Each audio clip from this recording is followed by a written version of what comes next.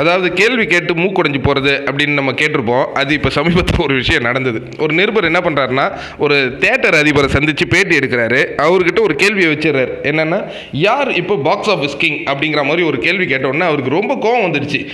தம்பி, என்ன தான் நீங்கள் இதேமாரிலாம் கேட்டுக்கிட்டு இருக்கீங்க, பாக்ஸ் ஆஃபீஸ் கிங்னா என்னன்னு தெரியுமா அப்படின்னோடனே இவர் கேள்வி கேட்டவர் தான் பெரிய அறிவாளி மாதிரி, டிக்கெட் விற்கிறது அந்த மாதிரி தானே சார், அதெல்லாம் கிடையவே கிடையாது.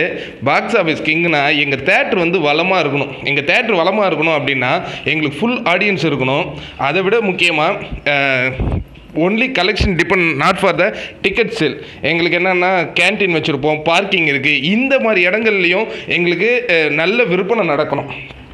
அதற்கு பிறகு எங்கள் தேட்டருக்கு பக்கத்தில் இருக்கிற கடைங்க அங்கே ரெஸ்பான்ஸ் இருக்கணும். இந்த மாதிரி நிறைய விஷயங்கள் இருக்குப்பா. நீங்களாம் வந்து அது தெரியாத இப்போ பாக்ஸ் ஆஃபீஸ் கிங் யாருன்னு சொல்லிகிட்டு இருக்கீங்க. எங்களை பொறுத்த வரைக்கும் ரஜினிகாந்த் அப்படிங்கிற ஒரு மனுஷன் தான் எங்கள் தேட்டருங்களை வந்து வளப்படுத்துகிற ஒரு ஆள். அவர் இப்போ தொடர்ந்து இந்த மாதிரி படங்கள் கொடுத்துக்கிட்டு இருக்கார் இல்லையா, அந்த மாதிரி படங்கள் கொடுத்துக்கிட்டே இருந்தார்னா எங்களுக்கு அதுதான் ரொம்ப சந்தோஷமான ஒரு விஷயமா இருக்கும் அப்படின்னு பதிவிடுறார்.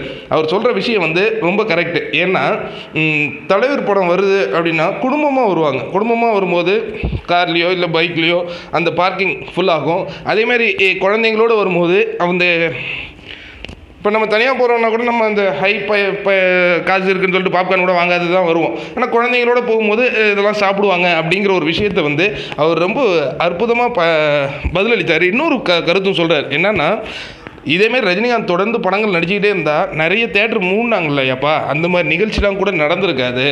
ஏன் அப்படின்னா, ஒரு தொழிலே வந்து அப் அண்ட் டவுன் தான் இல்லையா.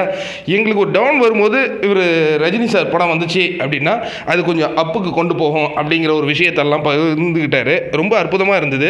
இதுதான் நிதர்சனமான உண்மையும் கூட அப்படிங்கிறது தான் நிஜம். நன்றி. சேனல் பிடிச்சிருந்ததுன்னா சப்ஸ்கிரைப் பண்ணுங்கள், லைக் பண்ணுங்கள், ஷேர் பண்ணுங்கள். நம்ம குட் ஹெல்த்தை சப்போர்ட் பண்ணுங்கள். நன்றி.